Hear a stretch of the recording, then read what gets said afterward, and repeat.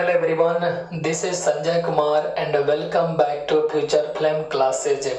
Guys last class में मैंने आपको बताया था प्लेसेंटा यानी कि अपरा के बारे में। दोस्तों, प्लेसेंटा से नाभि रज्जु जुड़ा होता है। नाभि रज्जु को बोलचाल की भाषा में कहते हैं हम लोग सिंपली नाभि, यानी कि छोटे बच्चे का जो नाभि होता है जो कि अपने माँ के प्लेसेंटा से जुड़ा होता है जब वह यूटेरस में पल रहा होता है। दोस्तों, इसी नाभि के द्वारा छोटे बच्चे को न्यूट्रिशन प्रदान होता है, यानी कि माँ जो भी भोजन करती है और उस भोजन से जो भी न्यूट्रिशन प्राप्त होता है, विटामिन मिनरल्स प्राप्त होता है, वह उसी नाभि के द्वारा चला जाता है बच्चे के अंदर, जिससे उस बच्चे का विकास होता है यूटेरस के अंदर। इसके अलावा उस बच्चे में जो भी वेस्ट मटेरियल बन जाता है वह वेस्ट मटेरियल भी नाभि के द्वारा बाहर निकल जाता है। ठीक है दोस्तों, अब मैं आपको बताने वाला हूँ प्लेसेंटा के द्वारा कौन कौन से हार्मोन रिलीज होते हैं। ध्यान दीजिएगा दोस्तों, मैंने आपको बताया था कि एस्ट्रोजन और प्रोजेस्टेरोन हार्मोन, यह दोनों हार्मोन जो हैं रिलीज होते हैं अंडाशय के द्वारा, लेकिन अंडाशय के अतिरिक्त प्लेसेंटा के द्वारा भी यह हार्मोन रिलीज होते हैं। ध्यान दीजिएगा दोस्तों, प्लेसेंटा को हम लोग हिंदी में कहते हैं अपरा। तो इसके द्वारा कौन से हार्मोन रिलीज होते हैं? तो एस्ट्रोजन। कौन सा दोस्तों? एस्ट्रोजन। दूसरा कौन सा हार्मोन? तो प्रोजेस्टेरोन। कौन सा हार्मोन दोस्तों? प्रोजेस्टेरोन। दोस्तों, एस्ट्रोजन प्रोजेस्टेरोन जो है प्लेसेंटा के अतिरिक्त और किससे स्रावित होता है? तो याद रखिएगा, अंडाशय के द्वारा, ओवरी के द्वारा। दोस्तों, इन दोनों के अतिरिक्त एक और हार्मोन स्रावित होता है जिसे हम लोग कहते हैं HCG, और HCG के अतिरिक्त एक और हार्मोन होता है जिसे हम लोग कहते हैं HPL। क्या कहते हैं दोस्तों? HPL। लेकिन याद रखने वाली बात यह है कि HCG HPL का स्राव तभी होगा जब कोई फीमेल प्रेग्नेंट हो, यानी कि प्रेगनेंसी पीरियड में ही HCG और HPL का स्राव होता है। ठीक है दोस्तों, यह स्रावित कब होगा? तो प्रेगनेंसी पीरियड में ही यह जो हार्मोन होते हैं सो स्रावित होते हैं। ठीक है दोस्तों, इसके अलावा एक और हार्मोन होता है जो कि प्रेगनेंसी पीरियड में स्रावित होता है, जिसे हम लोग कहते हैं रिलैक्सिन हार्मोन। लेकिन यह रिलैक्सिन हार्मोन जो है प्लेसेंटा के द्वारा स्रावित नहीं होता है। तो कई बार पूछ लेता है कि प्रेगनेंसी पीरियड में कौन सा हार्मोन स्रावित होता है? तो HCG HPL। इसके अलावा एक और हार्मोन है, उसके हम लोग कहते हैं रिलैक्सिन हार्मोन। क्या कहते हैं दोस्तों? Relaxin hormone. लेकिन यह हार्मोन जो है प्लेसेंटा के द्वारा स्रावित नहीं होता है। ठीक है, एक बार फिर से देख लेते हैं। प्लेसेंटा के द्वारा स्रावित हार्मोन पहला है एस्ट्रोजन, इसके अलावा प्रोजेस्टेरोन, इसके अलावा HCG, इसके अलावा HPL। HCG और HPL तभी स्रावित होंगे जब कोई फीमेल जो है प्रेग्नेंट हो। एक और हार्मोन होता है रिलैक्सिन, यह भी स्रावित होता है प्रेगनेंसी पीरियड में। ठीक है दोस्तों, तो एक बार आप लोग इसका स्क्रीनशॉट ले लीजिए। इसके बाद कुछ और बातें हम बता रहे हैं। दोस्तों, मैंने आपको बताया था मेल रिप्रोडक्टिव सिस्टम में कि मेल के अंदर, यानी कि पुरुष के अंदर पाया जाता है टेस्टिस, जिसे हम लोग कहते हैं वृषण। और टेस्टिस के द्वारा कई सारे हार्मोन जो हैं पुरुषों के बॉडी में कंट्रोल किया जाता है। उसी प्रकार अंडाशय के द्वारा फीमेल में कई सारे हार्मोन को कंट्रोल किया जाता है। तो पहले हम चर्चा कर लेते हैं उन हार्मोनों के बारे में।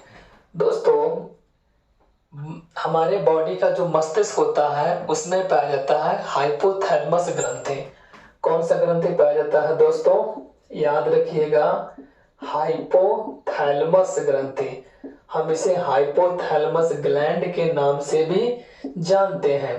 यह हाइपोथैलेमस ग्लैंड जो है एक हार्मोन स्रावित करता है जिसे हम लोग कहते हैं गोनेडोट्रोपिक रिलीजिंग हार्मोन। क्या कहते हैं दोस्तों? GnRH hormone. हिंदी में हम इसे कहेंगे गोनेडोट्रोपिक रिलीजिंग हार्मोन। क्या कहेंगे दोस्तों?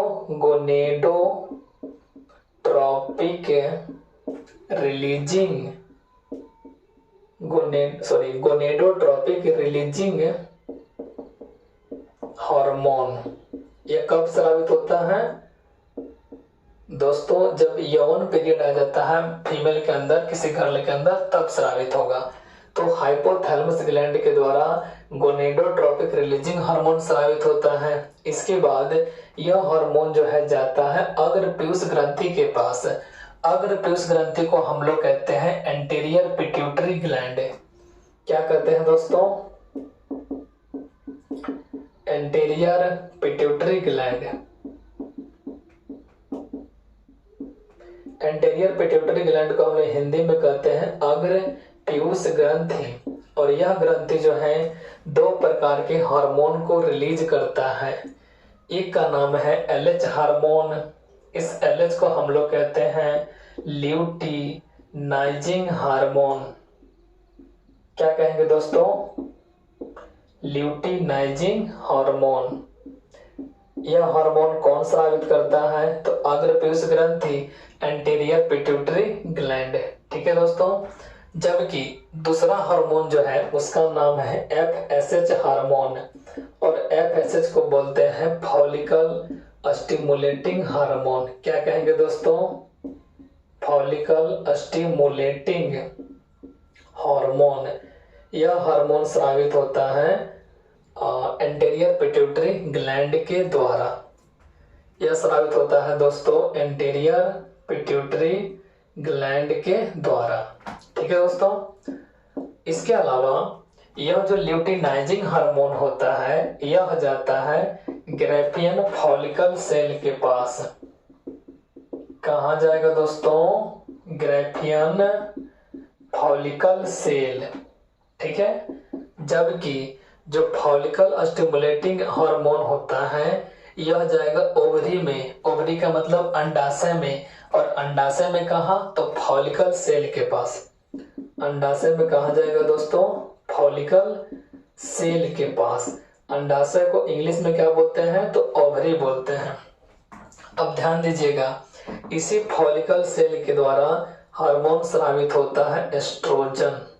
कौन सा हार्मोन दोस्तों? एस्ट्रोजन। जबकि ग्रैफियन फॉलिकल सेल के अंदर होता है अंड, एग होता है। और यह जो हार्मोन होता है उस एग को बाहर निकालने में सहायता करता है। और जब बाहर निकल जाएगा अंड तो उस घटना को कहते हैं अंड जनन। इंग्लिश में कहेंगे ओव्यूलेशन। क्या कहते हैं दोस्तों? ओव्यूलेशन। या सिंपली कहेंगे ग्रैफियन फॉलिकल सेल से अंड जो है, अंड को हम लोग बोलते हैं एग। एग जो है बाहर निकल जाता है, बाहर निकल जाता है। बाहर निकल जाने के बाद यह जो अंड है यह चला जाता है फैलोपियन ट्यूब में। फैलोपियन ट्यूब यानी कि डिंबवाहिनी नली में। और वहीं जाके इंतजार करता है स्पर्म का।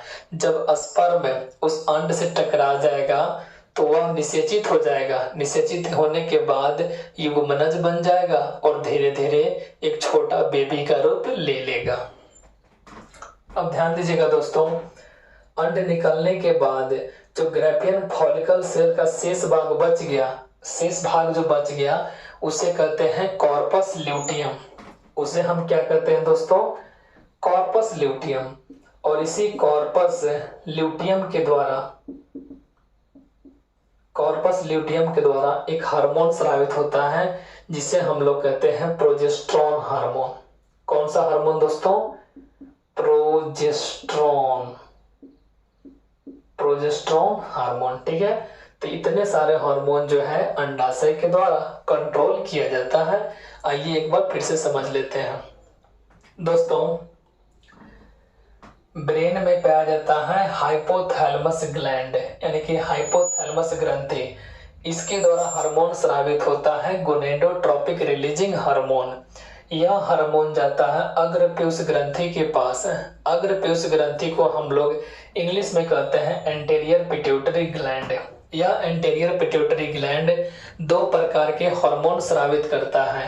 पहले को कहते हैं ल्यूटिनाइजिंग हार्मोन, दूसरे को कहते हैं फॉलिकल स्टिमुलेटिंग हार्मोन।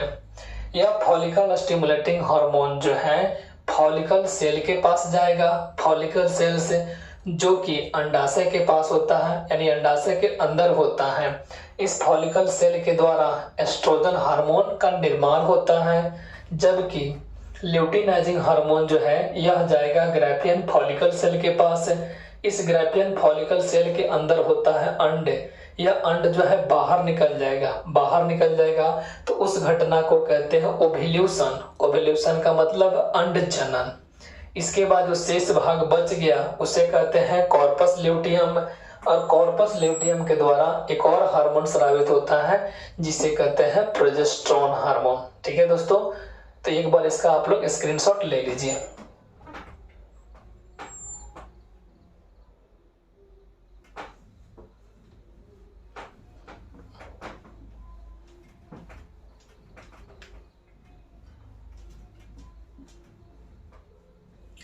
दोस्तों ध्यान दीजिएगा, जब फीमेल के बॉडी में एस्ट्रोजन हार्मोन बनना चालू हो जाता है तो कई प्रकार के चेंजेस देखने को मिलते हैं। मैं इस बात को भी नोट कर दे रहा हूं दोस्तों, ध्यान दीजिएगा, काफी इंपॉर्टेंट बात है क्योंकि आपकी नॉलेज के लिए काफी ज्यादा जरूरी है। जब भी आप सभी मैरिज लाइफ में एंटर कीजिएगा तो वहां इन सब बातों का बहुत ज्यादा कह सकते हैं एक कह सकते हैं कि मैरिज लाइफ में आपकी इसकी आवश्यकता पड़ सकती है। ठीक है, ध्यान दीजिएगा, जब भी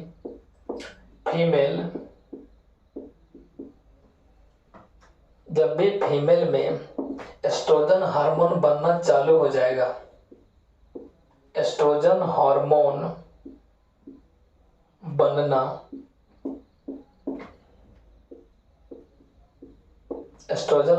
बनना चालू हो जाएगा तो विभिन्न प्रकार के परिवर्तन देखने को मिलते हैं। तो विभिन्न प्रकार के फीमेल की बॉडी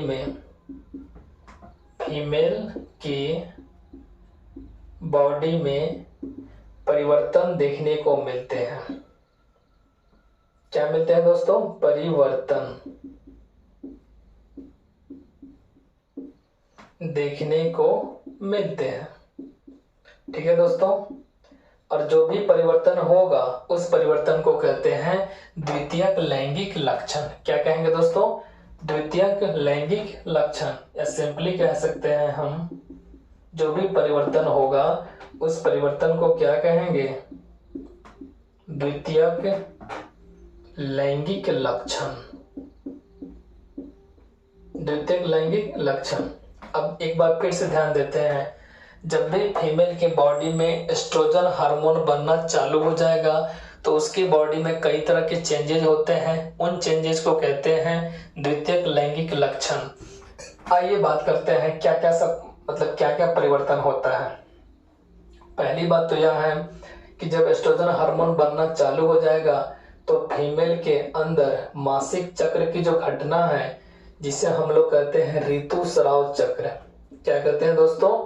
ऋतुस्राव चक्र, सिंपली कहेंगे ऋतुस्राव की घटना स्टार्ट हो जाता है। घटना जो है शुरू हो जाता है, कह सकते हैं। ठीक है दोस्तों, इसके अलावा जब मासिक चक्र की घटना शुरू हो जाएगा उसके बाद अंड जो है प्रत्येक महीने ग्रैफियन फॉलिकल सेल से बाहर निकलेगा और कहाँ चला जाएगा? तो फैलोपियन ट्यूब यानी कि डिंब वाहिनी नली में, या सिंपली हम कह सकते हैं अंड जो है वह ग्रैफियन फॉलिकल सेल से बाहर निकलना स्टार्ट हो जाएगा। ग्रैफियन फॉलिकल सेल से बाहर निकलना स्टार्ट हो जाएगा। दोस्तों ध्यान दीजिएगा, अब इसका मतलब ये नहीं है कि लगातार अंड बाहर निकलेगा, बिल्कुल नहीं। 1 महीने पर एक बार एक अंड जो है बाहर निकलेगा और चला जाएगा फैलोपियन ट्यूब में, जिसे हम लोग कहते हैं डिंबवाहिनी नली में। इसके अलावा दोस्तों याद रखिएगा, फीमेल के अंदर जो थाई वाला हिस्सा है, थाई वाला पार्ट, दोस्तों थाई को हम लोग बोलते हैं जांग। जांग का जो भाग होता है और साथ साथ जो फीमेल का बॉडी का जो हिप्स वाला भाग है, हिप्स को हम लोग कहते हैं कमर वाला हिस्सा, ये कहेंगे कमर वाला भाग। यह जो हिस्सा होता है यहाँ पे वसा का जमावड़ा हो जाता है। क्या होता है दोस्तों? वसा का जमावड़ा। जमावड़ा का मतलब यहाँ पे वसा जो है स्टोर हो जाता है, बॉडी में जो फैट पाया जाता है वह जमा हो जाता है। वसा का जमावड़ा हो जाता है, जमावड़ा हो जाता है। ठीक है दोस्तों, तो एक बार आप इन सब का स्क्रीनशॉट ले लीजिए, खास तौर पे इसका, ताकि हम इसको मिटा के इसके बारे में कुछ और बातें बताएं। दोस्तों ध्यान दीजिएगा, अभी मैंने आपको बताया कि जब एस्ट्रोजन हार्मोन बनना चालू हो जाएगा उस केस में जो फीमेल का थाई है, थाई को बोलते हैं जांग, और जो हिप्स है यानी कि कमर वाला भाग, यहाँ पे वसा का जमावड़ा हो जाता है। साथ ही साथ जो हिप्स होता है, ध्यान दीजिएगा दोस्तों, हिप्स, हिप्स को हम लोग क्या बोलते हैं हिंदी में? जो कमर वाला पार्ट होता है उसे कहते हैं हिप्स। यह जो हिप्स होता है यह चौड़ा हो जाता है, चौड़ा हो जाता है। ठीक है दोस्तों, इसके अलावा दोस्तों जो त्वचा होता है यानी कि फीमेल के बॉडी का जो स्किन होता है वह तैलीय हो जाता है। तैलीय का मतलब यह कह सकते हैं कि ज्यादा उसमें निखार आ जाता है, क्योंकि जब वसा जम जाएगा तो तैलीय हो जाएगा, और जब तैलीय हो जाएगा त्वचा तो उसके अंदर निखारापन आ जाएगा, निखार आ जाता है। तो कह सकते हैं त्वचा जो है तैलीय हो जाता है। तैलीय का मतलब दोस्तों जब वसा जम जाएगा तो क्या हो जाएगा? तैलीय हो जाएगा। जब तैलीय हो जाएगा तो बॉडी में, बॉडी का मतलब जो स्किन होता है उसमें निखार आ जाता है। इसके अलावा दोस्तों कई सारे फीमेल के जो चेहरा होता है वहां पे मुहासे आ जाते हैं। क्या आते हैं दोस्तों? मुहासे। तो मुहासे निकल आते हैं। हालांकि दोस्तों ये सारे गर्ल में नहीं होता है, किसी किसी गर्ल में जो होता है मुहासे चले आते हैं, सारे गर्ल में यह घटना नहीं होता है, मुहासे निकल जाते हैं। ठीक है दोस्तों, इसके अलावा दोस्तों आपको हम बता दें, जो फीमेल की बॉडी का कह सकते हैं जो ब्रेस्ट होता है उसका साइज जो है बढ़ जाता है, या सिंपली कहेंगे स्तन का आकार बढ़ जाता है। ब्रेस्ट, ब्रेस्ट हमको हम लोग क्या कहते हैं? स्तन। साइज, साइज का मतलब वह आकार बढ़ जाता है। यह घटना कब होता है दोस्तों? जब एस्ट्रोजन हार्मोन बनना चालू हो जाएगा। ठीक है, इसके अलावा दोस्तों एक और बात मैं आपको बता दूं, जो एक्सटर्नल जेनिटेलिया वाला पार्ट होता है, एक्सटर्नल जेनिटेलिया का हम लोग बोलते हैं बाह्य जननांग, वहां पे जो है बाल आ जाते हैं। बाल का मतलब हेयर, जैसे कि जो कांख वाला हिस्सा हो गया, चाहे जो हम कह सकते हैं जो वजाइना होता है यानी कि योनि होता है, वहां पर जो है बाल निकल चले आते हैं। तो कहते हैं एक्सटर्नल जेनिटेलिया। क्या कहेंगे दोस्तों? एक्सटर्नल जेनिटेलिया, इसे कहते हैं बाह्य जननांग। तो एक्सटर्नल जेनिटेलिया में बाल आ जाते हैं, बाल आ जाते हैं। खासतौर पे जो वजाइना होता है, योनि होता है, वहां पे बाल चले आते हैं। ठीक है दोस्तों, तो एक बार आप इसका स्क्रीनशॉट ले लीजिए ताकि इसमें हम कुछ और बातें बता दें, लेकिन बताने से पहले एक बार रिवाइज करवा दे रहे हैं। ध्यान दीजिएगा दोस्तों, जब भी एस्ट्रोजन हार्मोन बनना चालू हो जाएगा उसके बाद से फीमेल के बॉडी में कुछ परिवर्तन देखने को मिलते हैं, जैसे कि उनमें मासिक चक्र, ऋतुस्राव की घटना शुरू हो जाता है। अंड जो है प्रत्येक महीने ग्राफियन फॉलिकल सेल से बाहर निकलेगा और कहाँ चला जाएगा, डिंबवाहिनी नली में। जो थाई होता है, हिप्स होता है, यहाँ पे फैट जमा हो जाता है। साथ ही साथ हिप्स जो है चौड़ा होता है।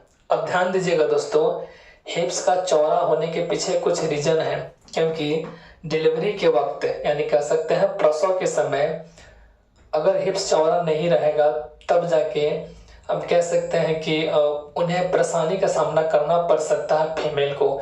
यही वजह है कि हिप्स जो है चौड़ा होता है। साथ ही साथ त्वचा जो है वो तैलीय हो जाता है। तैलीय का मतलब जब वसा जम जाएगा तो उसमें क्या हो जाता है, निखार आ जाता है। साथ ही साथ कुछ फीमेल के अंदर या कह सकते हैं कुछ गर्ल के अंदर मुहासे निकल जाते हैं।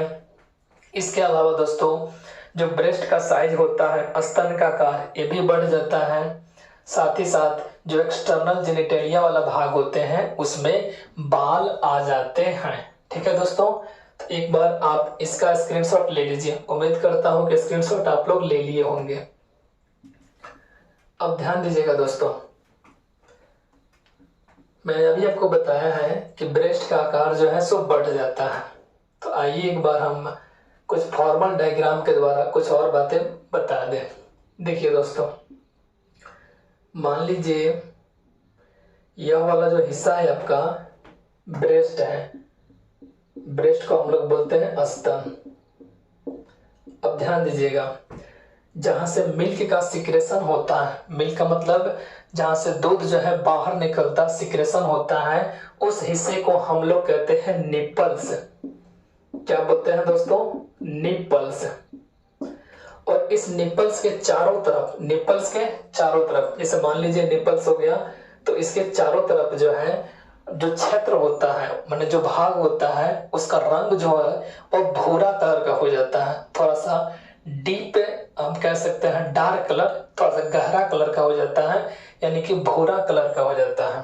ठीक है दोस्तों, तो यहाँ पे जो भी भाग होते हैं इसके चारों तरफ, यह भाग का रंग कैसा हो जाएगा, भूरा कलर का, यानी कि भूरा रंग का हो जाता है। ठीक है, यह भूरा रंग हो जाता है, इसे कहेंगे ब्राउन कलर। क्या कहेंगे दोस्तों, ब्राउन कलर। ठीक है, एक बार फिर से समझ लीजिए, जो ब्रेस्ट होता है इसका साइज बढ़ जाता है, जो निपल्स होता है उसके चारों तरफ का जो भाग होता है वो किस रंग का हो जाता है, भूरा कलर का हो जाता है। ठीक है दोस्तों, तो एक बार इसका स्क्रीनशॉट ले लीजिए। मिलते हैं नेक्स्ट वीडियो में, तब तक के लिए गॉड ब्लेस यू ऑल।